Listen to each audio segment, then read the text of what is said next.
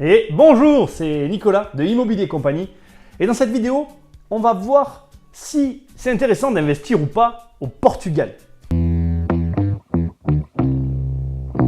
ne sais pas si tu es au courant, mais en 2012, je crois, tu me corrigeras si je me trompe dans les commentaires, mais normalement je ne me trompe pas. En 2012, le Portugal en fait a voté une loi qui permet en fait aux ressortissants étrangers de bénéficier d'exonérations fiscales finalement sur leurs revenus en devenant résident portugais. Du coup, en 2013, une fois que la loi a été votée, le décret a été prononcé, enfin bref, elle a été adoptée, on ne va pas rentrer dans les débats juridiques. Et conclusion, depuis 2013, eh bien, le Portugal est devenu une destination à la mode. Et du coup, la question qui se pose fatalement quand quelque chose devient à la mode, c'est faut-il ou bien ne faut-il pas investir au Portugal? Avant d'aller plus loin, donc tu l'auras compris, je vais juste te dire une petite précision. C'est juste pour faire de la géographie. Normalement, tu sais ce que je vais te dire, mais la capitale du Portugal, c'est Lisbonne. Et le Portugal est un tout petit pays juste à côté de l'Espagne. Bon, je savais que tu savais, mais j'avais quand même envie de le dire dans la vidéo. Voilà, je trouvais ça normal, ça avait sa place. Bon, bref. Alors, le Portugal a obtenu ce fameux statut qui l'apparente à un paradis fiscal, mais il y a des petits mais, parce que sinon, c'est pas drôle. Cet avantage qui lui a été accordé, alors je crois que ça a été accordé par l'Europe, ça a été validé par l'Europe puisque le Portugal fait partie de l'Europe, oui monsieur. Eh bien, cet avantage lui a été accordé pour 10 ans. Ce qui veut dire que dans 10 ans, les avantages liés à la fiscalité vont changer.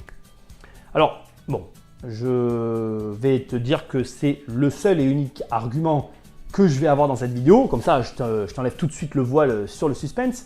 Mais de mon point de vue, pour pouvoir investir dans un pays, il faut aussi que tu sois sûr de sa stabilité.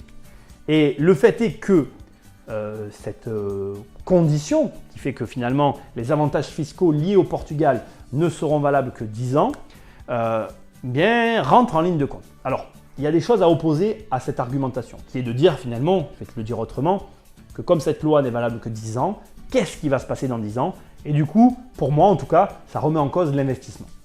Mais revenons à ce que j'allais te dire. Qu'est-ce qu'on peut opposer à ce que je suis en train de mettre en avant? Je te dis juste que voilà, le Portugal te permet d'avoir des avantages fiscaux qui attirent du monde pendant 10 ans. Mais ces avantages ne sont liés qu'aux résidents. Si tu investis dans un pays, tu ne vas peut-être pas forcément y vivre. Donc, dans ces cas-là, naturellement, tu pourrais me dire « Oui, mais les Nicolas, les avantages, moi, je m'en fiche, j'investis. » Oui, mais imaginons maintenant, le Portugal a fait ça pour accroître son économie, Alors, il avait une cible. C'est intéressant d'ailleurs de voir ce qu'a fait le Portugal. La cible qu'il avait lorsqu'ils ont adopté cette loi, c'était les retraités. Leur arrière-pensée, c'était de dire, voilà, nous, on va faire venir les retraités de l'Europe, on va leur proposer des avantages fiscaux pour venir là. Le coût de la vie au Portugal est inférieur que dans d'autres pays. Donc, du coup, avantage du coût de la vie, avantages fiscaux cumulés, les retraités vont venir ici pour se dorer la pilule au soleil pendant leur retraite dorée pour valoriser leur argent. C'était ça l'idée derrière le Portugal. Mais il y a plusieurs mais à ça. Premièrement, les Portugais ont fait ça pour dynamiser, pour doper leur économie en se disant, voilà, les retraités vont venir et ils vont faire travailler les locaux.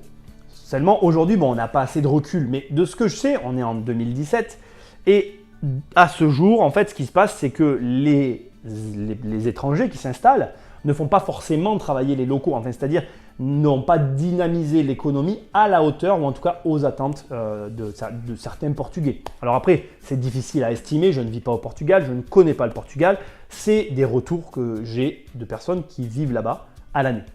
Deuxième élément, et qui n'est pas à prendre à la légère, c'est que, comme je te l'ai dit tout à l'heure, le Portugal a aujourd'hui, en fait, si tu veux, présente ses avantages fiscaux, mais demain, donc, ne va peut-être pas les conserver. Et s'il ne les conserve pas, que vont devenir tous ces étrangers? Quelle sera la nouvelle imposition? Et est-ce que la nouvelle imposition conviendra à ces étrangers? Parce que si toutes ces personnes qui sont venues veulent toutes repartir au même moment, ça peut avoir un effet pas intéressant pour les gens qui sont en train de vivre de l'économie au Portugal. Dernier argument, mais c'est pas vraiment un argument, mais je vais quand même t'en parler. Je ne sais pas si tu sais, mais le portugais, c'est vraiment une langue en fait. Une langue différente de l'espagnol, même si elle est proche, et différente des autres langues qu'on peut connaître. Moi, je ne parle pas un mot de portugais, et je pense que pour pouvoir investir correctement, il faut quand même parler un minimum. Alors tu pourrais m'opposer à ça, bah, si j'y vais, je saurais faire. Ok, c'est vrai. Mais en tout cas, moi aujourd'hui, je trouve que ça fait quand même beaucoup de choses pour, en tout cas, se poser la question, se poser les bonnes questions si on veut aller ou s'installer au Portugal. Cette vidéo, du coup, je vais la conclure en te disant pas de ne pas investir, en te disant pas d'investir au Portugal. Je vais te dire ceci. Dans un pays comme celui-là, comme le Portugal, qui a fait le choix finalement de proposer un avantage fiscal pour une durée déterminée, je pense qu'il n'y a qu'une seule manière d'aborder la chose et ce sera le conseil de la vidéo pour toi, en tout cas, qui regarde cette vidéo. Le conseil est le suivant. Si le pays propose quelque chose à durée déterminée, durée avec une date de péremption, va sur place. Et si tu dois t'y installer, enfin si tu dois y aller, c'est pas pour investir mais pour t'y installer. N'y va pas en te disant je vais y investir. Va t'y installer d'abord, investis ensuite. C'est le meilleur conseil que je vais te donner maintenant. Pourquoi? Parce qu'en y vivant dedans, enfin en vivant dans le pays au moins 1 an, eh bien, tu vas te rendre compte de la réalité, de l'impact. Parce que moi je te le dis mais j'y suis pas. Donc la vérité c'est que je ne le sais pas. C'est des colportages, c'est des ragots qu'on m'a dit, de personnes qui ont des parents qui vivent là-bas, qui m'ont dit « Écoute Nicolas, c'est pas ce que tu crois. » Ok, mais en réalité, c'est quelqu'un qui me l'a dit, je ne l'ai pas vu, je ne le sais pas.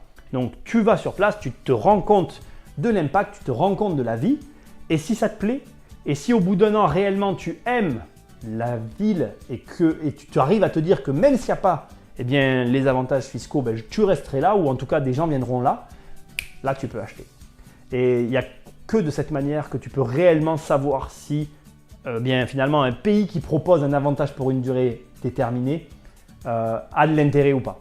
Il ne faut pas que tu investisses en te disant que l'avantage va perdurer ad vitam, c'est pas vrai. Il faut que tu investisses en te disant si l'avantage s'arrête, je reste et je suis content de posséder une maison, un appartement au Portugal. Moi, j'ai qu'une chose à te dire. Si tu connais des gens qui veulent aller au Portugal, montre-leur cette vidéo.